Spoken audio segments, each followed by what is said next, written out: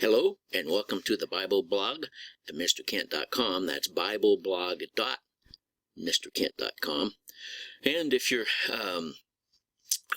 found this on the website, or I'm sorry, on YouTube, and you want to go to the website, it's bibleblog.mrkent.com.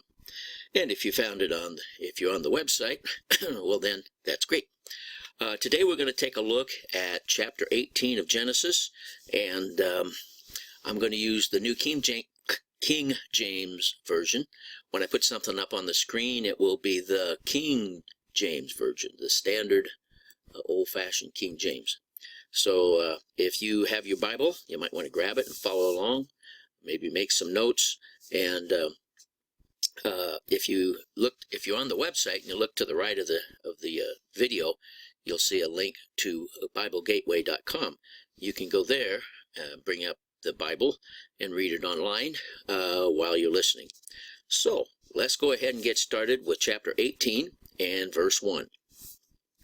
Now, God has made a covenant with Abraham, has changed his name to Abraham now, made a covenant that he's going to give the land to the Jewish people forever, and that Abraham will be the father of many, many nations. So that's where we are. Now we're going to go to chapter 18, verse 1. Then God appeared to him by the terebinth trees of Mamre, as he was sitting in the tent door in the heat of the day. So this must have been probably a summer day. Mamre is up on the hill west of the Dead Sea. And terebinth tree is a real shady, it provides a lot of shade. So it's a real popular tree in that area. Now, I've never been there. I just know what people say, and I've seen pictures on the internet. You know, the internet is kind of changed the way things go. You can actually talk like you're an expert. Of course, you don't want to believe everything you hear on the internet either. And that includes some of the things that I say. So anyway, so he's out there, it's a hot day, and he's sitting in the tent door. Now, I'm going to also find some pictures of the nomadic tents that they have in that part of the country. You know, he wasn't sitting in a tent door like a tent you would get at Cabela's. That's not the kind of tents they had. So you get an idea. There should be a picture on the screen about now. Anyway, so he lifted his eyes, he was probably snoozing, and looked, and behold, 3 men were standing by him. And when he saw them, he ran from the tent door to meet them, and bowed himself to the ground. So here he is, snoozing, and a 99-year-old man just sitting there, and he's sitting there resting, and in the heat of the day, and he looks up, and here's 3 guys. Now he's been sitting there resting, a 99-year-old man. He jumps up and he runs. So it was like he knew who they were. And the one thing that I don't know where he might have seen him, unless Melchizedek was actually, when he saw him coming back from rescuing Lot, it might have been the same, but I don't know. I'm just guessing. So anyway, verse 3, and he said, "My Lord," and of course he used the word, it's spelled here with a capital L, which means that he recognized the lordship or the deity. "If I have now found favor in your sight, do not pass on by your servant." So he says, wait a while, hang around here for a minute. And he says, verse 4, "Please let a little water be brought, and wash your feet, and rest yourself under the tree." And then he says, "And I will bring a morsel of bread, that you may refresh your hearts. After that you may pass by, inasmuch as you have come to your servant." And they said, "Do as you have said." Now, first of all, he says, I'm going to get some food that it may refresh your hearts. See, if these were angels, they don't need to eat. But when you, it's a matter of hospitality. When you feed somebody, feed a stranger, especially a stranger coming by or friends, it refreshes their heart. And so that's, well spoken there, Abraham. And then at the end, they answer and say, do as you have said. And this is what God always says when we make him a promise. If we say, I'll go get this, or I'll go do that, or I won't do this, or I won't do that, then his reply is exactly the same. Do as you have said. Now, sometimes we don't do as we have said, and I don't know what he says then. but I don't want to hear it.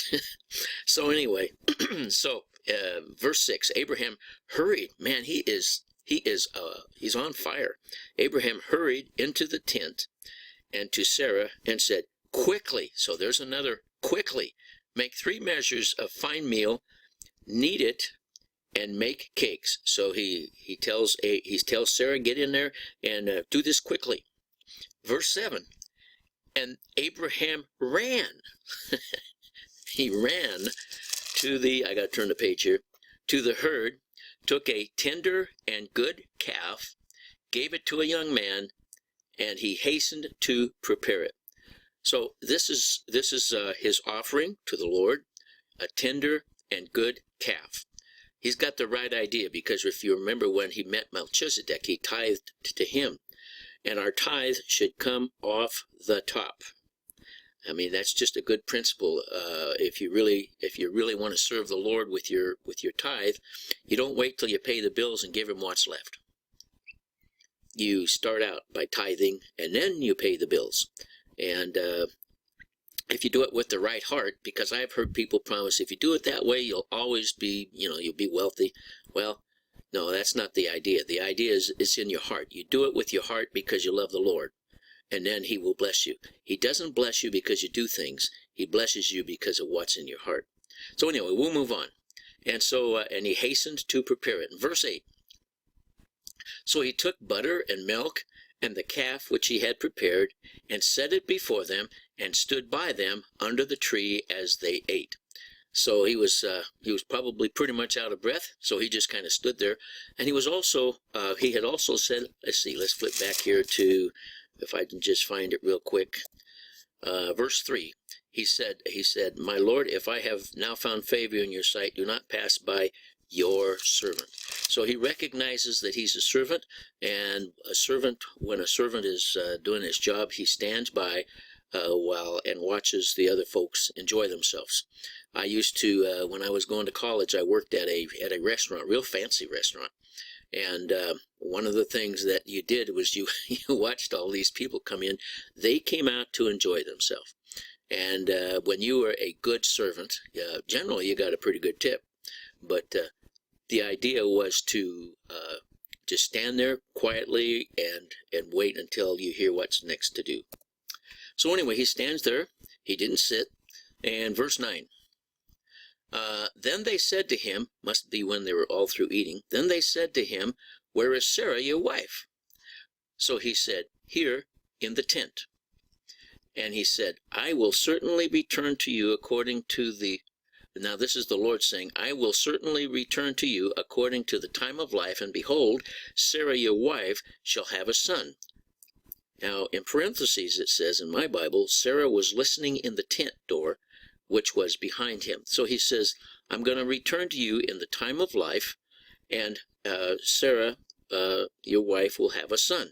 Now the time of life is really kind of a key word there, because there's a time, let's see, it's in Hebrews chapter 9, where it says, there's a time, it says it's appointed unto man once to die, and also it's appointed unto man, first of all, to be born, and God knows, everything is timed out according to God's plan.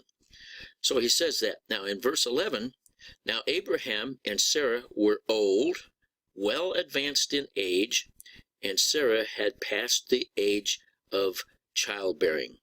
Now, who does that remind you of? If you go to Luke chapter 1 and read about Zacharias and Elizabeth, the same thing was true of them. They were the mother and father of John the Baptist, and they were way beyond childbearing age. So was Abraham and Sarah. So this is like impossible. She's not going to be able to have a kid, And so, verse 12, now therefore Sarah laughed within herself, saying, of course, to herself, after I have grown old, shall I have pleasure in my Lord being old also? So she says, am I going to have pleasure in my husband? Because we're both old. In verse 13, and the Lord said to Abraham, why did Sarah laugh, saying, shall I surely bear a child since I am old?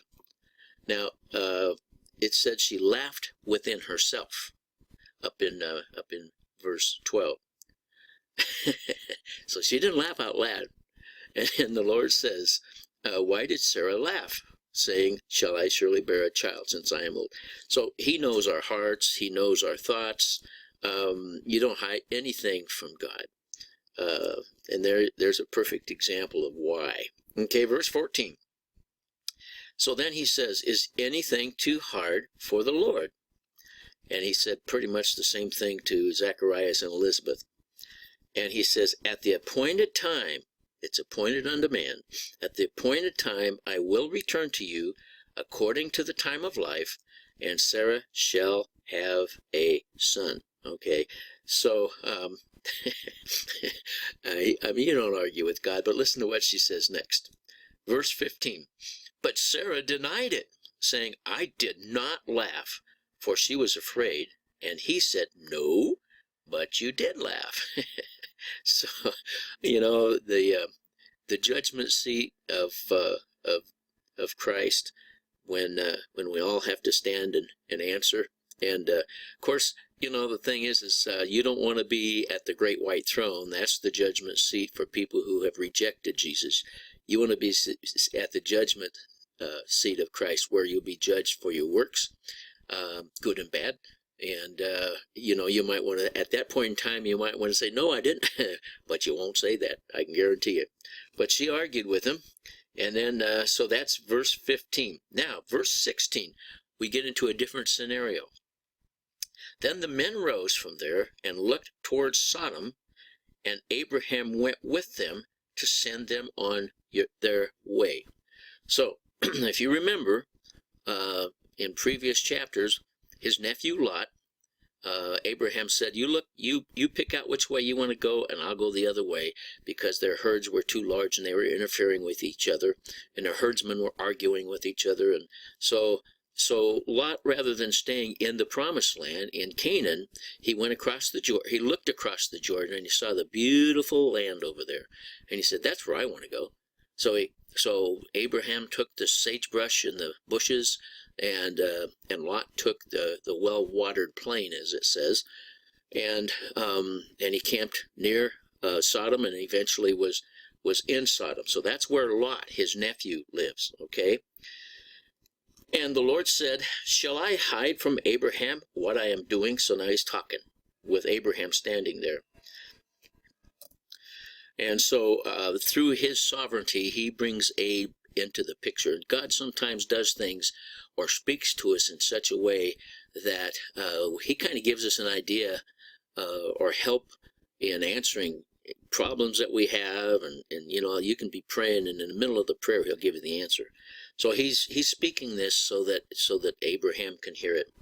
And verse 18, and then he goes on to say, since Abraham shall surely become a great and mighty nation, and all the nations of the earth shall be blessed by him, for I know him, in order that he may command his children and his household after him, that they may keep the way of the Lord, to do righteousness and justice, that the Lord may bring to Abraham what he has spoken to him.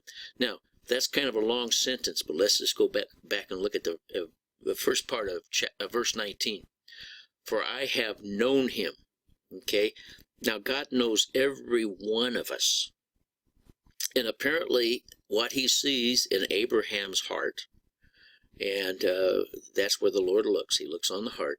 What he sees in Abraham's heart, he can go ahead and finish that sentence, in order that he may command his children and his household after him, that they may keep the way of the Lord, to do righteousness and justice, that the Lord may bring to Abraham what he has spoken to him. So, you know, there's a lot of things that we all would like to have in life. And God, you know, we don't know, we don't get face to face with God like they did in the Old Testament. But we just need to ask the Lord to show us his will. And when he shows us his will, when you know you're in God's will and you're doing things, then, when he knows your heart and he knows you're doing what you're doing because you love him, then he can do the things that he wants to do, that he has spoken to us about, and to bless us. So that's how he knows Abraham really well. Verse 20, and the Lord said, because the outcry against Sodom and Gomorrah is great, and because their sin is very grave, I will go down now and see whether they have done altogether according to the outcry against it that has come to me, and if not, I will know. So now he's speaking, and Abraham's there, and Abraham's listening. Now what's this outcry that he's talking about? Well, my guess is this. Abraham, it wasn't a mystery to Abraham what was going down in Lot. It wasn't that far away, probably what was going on in Sodom. Probably, maybe, 100 miles less. And there was travelers, and so word gets around. So I think everybody kind of knew what was going on down there. And so Abraham, being a godly man, was probably praying for Lot. That would be the outcry. Can you imagine listening to Abraham pray? Because he walked with God. He was a godly man. So I'm guessing that's what the outcry was. I could be wrong. I've been wrong many times. Verse 22, then the men turned away from there and went toward Sodom. But Abraham still stood before the Lord. In other words, he's blocking the Lord. He's standing in the way. And Abraham came near and said, would you also destroy the righteous with the wicked? In other words, don't you realize there's some people down there that probably, they're not as wicked as the other people. And he's hoping that's the way Lot is. In verse 24, suppose there were 50 righteous within the city. Would you also destroy the place and not spare it for the 50 righteous that were in it? Far be it from you to do such a thing as this, to slay righteous with the wicked, so that the righteous should be as the wicked. Far be it from you. Shall not the judge of the earth do right? And so here he's speaking, he's saying, hey, you're not that kind of a God. You're not going to destroy the righteous with the wicked. And that just brings to mind, in 1 Thessalonians chapter 4, where it says that we will not all sleep, but we'll be called up to be with the Lord when he returns at the beginning of, the rapture, at the beginning of the tribulation period. And that's how he separates the wicked from the righteous. The righteous will be lifted out. And we're going to see some pictures of this in the upcoming chapters. But God will not destroy the wicked with the righteous. And you say, well, that's not, he's picking and choosing. Yeah, he made us. He's picking and choosing. And, the thing is if you really have that attitude, I just ask that you just pray about it, because God loves you. He loves you so much that he sent his son Jesus to die and be separated from him, which he had never been separated throughout all eternity. And being separated from God would, I don't even want to think about it. God is love. That means we separated from him. There's absolutely no love. And when there's no love, I don't know what would happen. So anyway, let's go ahead. Verse 26, so the Lord said, if I find in Sodom 50 righteous within the city, then I will spare all the place for their sakes. Then Abraham answered and said, indeed now, I who am but dust and ashes have taken it upon myself to speak to the Lord. Suppose there were 5 less than 50 righteous. Would you destroy all the city for lack of 5? So he said, if I find there 45, I will not destroy it. Okay, so then, verse 29, he spoke to him yet again and said, suppose there should be 40 found there. So the Lord said, I will not do it for the sake of 40. Of course, then Abraham says, let not the Lord be angry, and I will speak. Suppose 30 should be found there. So he said, I will not do it if I find 30. So here's Abraham. He doesn't want to make the Lord mad because he loves him and he serves him. But he's trying to protect, because he knows there's not very many righteous people there. The word's gotten around. Verse 31, and he said, indeed now, I have taken upon myself to speak to the Lord once again. Suppose 20 should be found there. So God said, I will not destroy it for the sake of 20. Then he said, let not the Lord be angry. He's just really pushing it here. And I will speak but once more. Suppose 10 should be found there. And the Lord said, I will not destroy it for the sake of 10. So he's talked them all the way down from 50 to 10. Yeah, he's not telling the Lord what to do. The Lord just knows how many there are down there. And so don't get the idea that you can argue with God and change his mind. God's got his mind made up. You can pray and ask for forgiveness, and he'll forgive you for things. But you've got to be kind of like Abraham if you really want God to do something different than what he says he's going to do. But anyway, so he says, verse 33, so the Lord went his way as soon as he had finished speaking with Abraham, and Abraham returned to his place. So that's the end of chapter 18, and we're going to get into what happens to Lot in the next chapter. So I hope that you'll listen in for that. And I just also hope that you'll make sure that your heart's right with the Lord. So thank you for listening, and come back again, and God bless you.